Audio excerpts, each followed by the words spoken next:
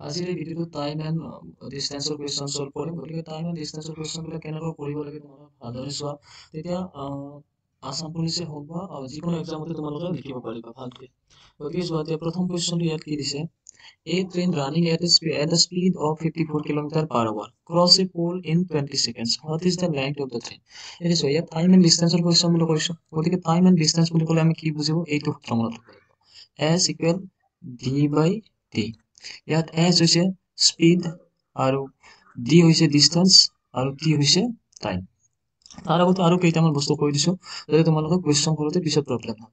যেনে ধৰি লোৱা তোমালোকক স্পীড বুলি ক'লেতো আমি বুজিব, ঘণ্টাত গাড়ী এখন ধৰা গৈ আছে 20 km/h 30 km/h এনেকৈ। ধৰি লোৱা 36 km/h, মানে এইটো কি বুজাইছে? ঘণ্টাত 36 কিলোমিটাৰ গাড়ীখনে গৈ আছে। এতিয়া এইটোক আমি মিটাৰ পাৰ ছেকেণ্ডলৈ কেনেকৈ কনভাৰ্ট কৰিম এইটো আমি জানিব লাগে। এইবিলাক কুৱেশ্যন কৰিবলৈ এইটো বহুত প্ৰয়োজন হয়। তেতিয়া কি কৰিম? এই 36টো যে আছে 36ক আমি 5/18 ডিভাইড কৰিম। এতিয়া ইনটু কৰি দিম। 5/18 যেতিয়া ইনটু কৰিম তেতিয়া কি পাম? চোৱা, 18 36ক আমাৰ কিমান বাৰ কাটিব পাৰি? 3 বাৰ। 2 বাৰ। 18 দুগুণ 36 হয়, গতিকে 2 বাৰ যাব। এই 2 আৰু 5টো ইনটু কৰিলে কিমান পাম? 10 মিটাৰ পাৰ ছেকেণ্ড। মানে 36 km/h আমি কি লিখিব পাৰো? 10 মিটাৰ পাৰ ছেকেণ্ড। ইয়াত এমটোৱে বুজাইছে মিটাৰ, মানে 10 মিটাৰ প্ৰত্যেক ছেকেণ্ডতে গাড়ীখন গৈ আছে, সেইটো বস্তু। এতিয়া এই বস্তুখিনি পিছত যাতে তোমালোকে প্ৰব্লেম নহয় সেইকাৰণে আগতীয়াকৈ কৈ দিলো। নেক্সট আৰু এই সূত্ৰটো চোৱা। নেক্সট সূত্ৰটোত কি আছে? এইটো যে সূত্ৰটো আছে আমাৰ S equal dt। ইয়াৰ পৰা তুমি এনেকুৱাকৈ সূত্ৰটো উলিয়াই ল'ব পাৰা। ধৰি লোৱা তোমাক দৈৰ্ঘ্য বা ডিষ্টেন্স উলিয়াব দিছে। এই d equal dt কি লিখিব পাৰিবা? S পূৰণ t। মানে ডিষ্টেন্স উলিয়াবলৈ হ'লে স্পীড আৰু সময়টো লাগে, বা দ্ৰুতি আৰু সময় লাগে। এইটো যদি তোমাক সময় উলিয়াব দিয়ে তেতিয়া কি লিখিব লাগিব? Time t equal d/s। মানে সময় উলিয়াব লাগিলে ডিষ্টেন্সক স্পীডেৰে হৰণ কৰিব লাগিব। এইখিনি আমি সূত্ৰ ইয়াত ইউজ কৰিম। এতিয়া চোৱা, এই কুৱেশ্যনটোত কি দিছে? 54 km/h বেগত চলি থকা এখন ৰেলে 20 ছেকেণ্ডত এটা খুঁটা অতিক্ৰম কৰিলে।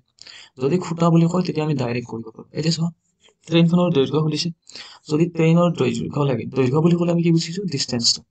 দৈৰ্ঘ্য উলিয়াব দিছে, গতিকে দৈৰ্ঘ্য d ইকুৱেল আমি কি পাম?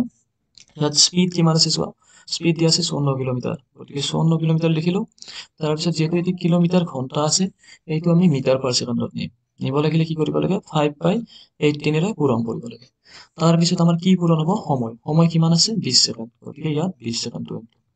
এতিয়া চোৱা, 18ৰে যেতিয়া 54 হৰণ কৰিবা কিমান পাবা? 18 3 গুণ। 18 3 গুণ 54 হয়, গতিকে এই দুটা পূৰণ কৰিলে কি পাম? 3 আৰু 5 পূৰণ কৰিলে পালো 3 5 গুণ 15 আৰু লগত 20 আছে, গতিকে এইটো কিমান পাম? 15 দুগুণ 30 হয়, মানে আমাৰ এইটো 300। ট্ৰেইনখনৰ দৈৰ্ঘ্য কিমান হ'ল? 300 মিটাৰ। এতিয়া নেক্সট কুৱেশ্যনটো চোৱা।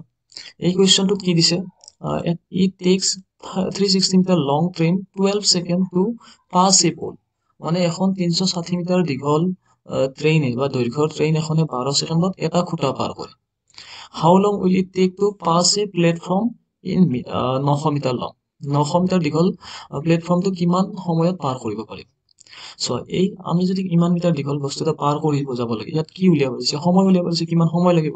গতিকে চোৱা, এইটো দিয়া আছে ইয়াত ট্ৰেইনখনৰ দৈৰ্ঘ্য বা d দিয়া আছে, এইটো দিয়া আছে t। এতিয়া আমি কি উলিয়াম? ইয়াৰ পৰা s উলিয়াম। আমি s উলিওৱা সূত্ৰটো পাইছিলো d/t।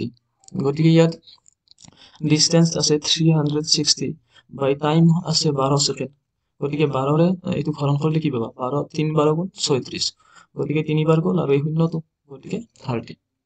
এইটো পালো আমি মিটাৰ পাৰ ছেকেণ্ড। এইটো আমি গাড়ীখনৰ বা ট্ৰেইনখনৰ স্পীডটো পালো, ট্ৰেইনৰ স্পীড পালো। এতিয়া আমাক কি কৈছে? এই ট্ৰেইনখনে 900 মিটাৰ দীঘল প্লেটফৰ্ম এটা পাছ কৰিছে বা পাৰ কৰিছে, গতিকে আমাক সময় কিমান লাগে সুধিছে। সময় হ'ল t। t উলিয়াব লাগিলে আমি সূত্ৰটো কি পাইছিলো? এইটো সূত্ৰ। টাইম উলিয়াব লাগিলে আমি যিমান ডিষ্টেন্স আছে, ডিষ্টেন্সক স্পীডেৰে হৰণ কৰিম। এতিয়া ইয়াত ডিষ্টেন্স কিমান আছে চোৱা, প্লেটফৰ্মৰ ডিষ্টেন্স 900 আছে, কিন্তু এইটোত আমি এটা বস্তু মনত ৰাখিবা, ইয়াত ট্ৰেইনৰ ডিষ্টেন্স দিয়া আছে 360 মিটাৰ আৰু প্লেটফৰ্মৰ ডিষ্টেন্স দিয়া আছে 900 মিটাৰ। এতিয়া যেতিয়া এখন ট্ৰেইনে এটা প্লেটফৰ্ম ক্ৰছ কৰিব তেতিয়া ইহঁতৰ ডিষ্টেন্স, টোটেল ডিষ্টেন্সটোৱে লিখিব লাগিব। যেনে 360 আৰু 900 এই দুয়োটাক যোগ কৰি ল'ব লাগিব, আৰু তাৰ পিছতে আমি টাইমটো উলিয়াব পাৰিম। মানে ওপৰত থকা d2, এই d2 যে হৈছে ইয়াত প্লেটফৰ্ম আৰু ট্ৰেইনৰ ডিষ্টেন্স দুয়োটা লগ হয়, গতিকে দুয়োটা যোগ কৰিলে আমি কিমান পাম? 1260। আৰু স্পীড কিমান আছিলে ট্ৰেইনখনৰ? 30। সো স্পিডেৰে হৰণ কৰিলে আমি কি পাওঁ আমাৰ টাইম পাই যাওঁ 0 কটা গ'ল 3ৰে 126 কিমান যাব 4 আৰু 2 মানে 42 সেকেন্ডত ট্ৰেইনখনে এখন প্লেটফৰ্ম ক্ৰছ কৰিব পাৰিব এইটো আনসাৰ এটা নেক্সট কোৱেশ্চনটো চোৱা ইয়াতে দিছে 300 মিটাৰ দীঘল এখন ৰেল 54 কিলোমিটাৰ ঘণ্টা বেগত চলি আছে ই কিমান সময়ত 100 মিটাৰ দীঘল দলং পাৰ হ'ব ইয়াতে ইয়াৰ আগৰ কোৱেশ্চনটো প্ৰথমতে চোৱা ইয়াতে স্পীড দিয়া নাছিল ট্ৰেইনখনৰ লেন্থ বা দৈৰ্ঘ্য দিছিলে সময় দিছিলে কিন্তু ট্ৰেইনখন কিমান স্পীডত গৈ আছে সেইটো দিয়া নাছিল আৰু সেইটো দিয়া নাছিল কাৰণে আমি ইয়াত কি কৰিছিলো ট্ৰেইনখনৰ স্পীডটো উলিয়াই লৈছিলো ট্ৰেইনখনৰ স্পীড 30 মিটাৰ পাৰ সেকেন্ড পাইছিল কিন্তু এইটো কোৱেশ্চনত চোৱা এইটো কোৱেশ্চনত আমাৰ কি দিছে 300 মিটাৰ দীঘল ৰেলখনৰ দৈৰ্ঘ্য আৰু ইয়াত স্পীড দি দিয়া আছে এতিয়া 100 মিটাৰ দীঘল দলং পাৰ হ'বলৈ কিমান সময় লাগিব যেহেতু স্পীড দিয়া আছে আমি কি কৰিব লাগে টাইম উলিয়াব লাগিলে ডিসটেন্সক স্পীডেৰে হৰণ এতিয়া ইয়াত স্পীডটো দিয়া আছে 54 কিলোমিটাৰ 54 কিলোমিটাৰ পাৰ আৱাৰ দিয়া আছে যদি এইটো পাৰ আৱাৰ থাকে এইটো মিটাৰ পাৰ সেকেন্ডত নিব লাগে আৰু মিটাৰ পাৰ সেকেন্ডত নিবলৈ হলে কি কৰিম আমি 5/18 ৰে পূৰণ 18 ৰে 54 কিমান বাৰ যাব 8 3 গুণ 24 4 হেতে গল 2 3 গুণ 3 3 দি 5 মানে আমাৰ কিমান হ'ব 3 বাৰ যাব আৰু 3 5 পূৰণ কৰিলে কিমান পালো 15 ট্ৰেইনখনৰ স্পীড পালো আমি 15 মিটাৰ পাৰ সেকেন্ড গতিকে তলৰ স্পীডৰ এইটো জায়গাত কি লিখিব লাগিলে 15 আৰু ডিসটেন্সটো কি কৈছিলো ইয়াতে ট্ৰেইনৰ ডিসটেন্স আৰু এই যে দলংখন এই দলং দুটা বস্তুৰ ডিসটেন্স ইয়াতে এইখন ট্ৰেইন আৰু লগতে এইখন দলং যেতিয়া সময় উলিয়াব লাগে এই দলং আৰু ট্ৰেইন দুয়োটাৰে প্লাস কৰিব লাগিব 150 আৰু 300 300 লগত যদি 150 প্লাস কৰি কিমান পাম 405 সৰি কিমান আছে ঠিক আছে 300 মিটাৰ দীঘল এখন ৰেল কিমান সময়ত এয়া ইমান ঠিক আছে এইটো কি পালো 300 সরি এইটো 50 গতিকে 450 এইটো 450 হল এতিয়া সব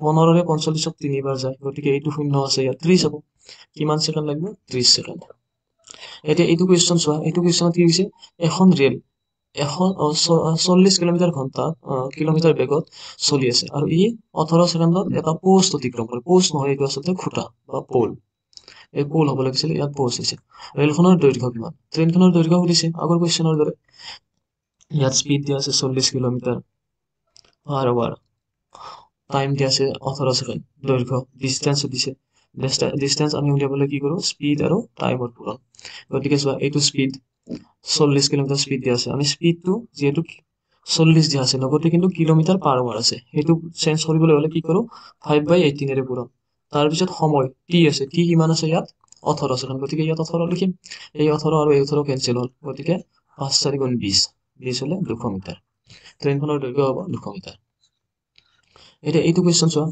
এই train 130 metres long travel at speed of 45 kilometre per cross A bridge in 30 second এতিয়া এইটো কোৱেশ্চন কি কৈছে এখন ট্ৰেইনখনৰ দৈৰ্ঘ্য দিয়া আছে আমাৰ 130 মিটাৰ আৰু ট্ৰেইনখনৰ স্পীড দিয়া আছে 45 কিলোমিটাৰ পাৰ আৱাৰ এটা 30 সেকেন্ডত পাস কৰে 30 সেকেন্ডত এতিয়া হতিছে ব্ৰিজখনৰ লেন্থ এতিয়া এইটো ট্ৰেইনখনৰ দিয়া আছে আমাক এই ব্ৰিজখনৰ উলিয়াব লাগে এনে কোৱেশ্চনত মানে এইটোত কি কয় আমি এই দুটা যে আছে এই দুটা পূৰণ কৰিলে আমি কি পাওঁ এস আৰু টি সো স্পীড আৰু যদি টাইম পূৰণ কৰা হলে ডিসটেন্স পাবা এতিয়া এইটো কোৱেশ্চনত যেহেতু আমাৰ ট্ৰেইন আছে আৰু কি দিছে ইয়াত ব্ৰিজ দিছে এই দুয়োখন যেতিয়া এইটো স্পীড আৰু এইটো টাইমটো পূৰণ কৰিম এই দুয়োখনৰ একেলগে কিমান দীঘল সেইখিনি ওলাই যাব গতিকে এইটো আমি তেনেকৈ গতিকে চোৱা এতিয়া আমি এতিয়া কি কৰিম এস আৰু টিৰ পূৰণ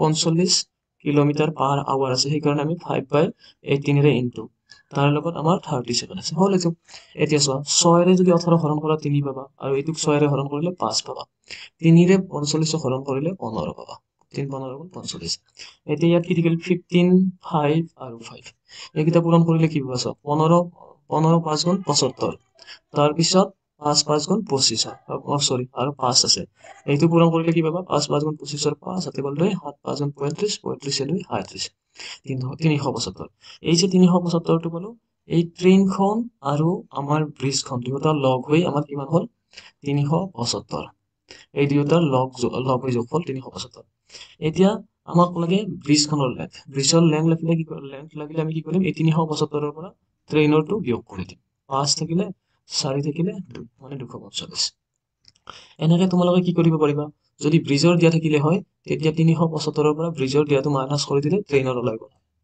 ঠিক আছে এই নেক্সট কুৱেশ্যনটো এতিয়া চোৱা A train having length 240 meter passes a post in 24 seconds.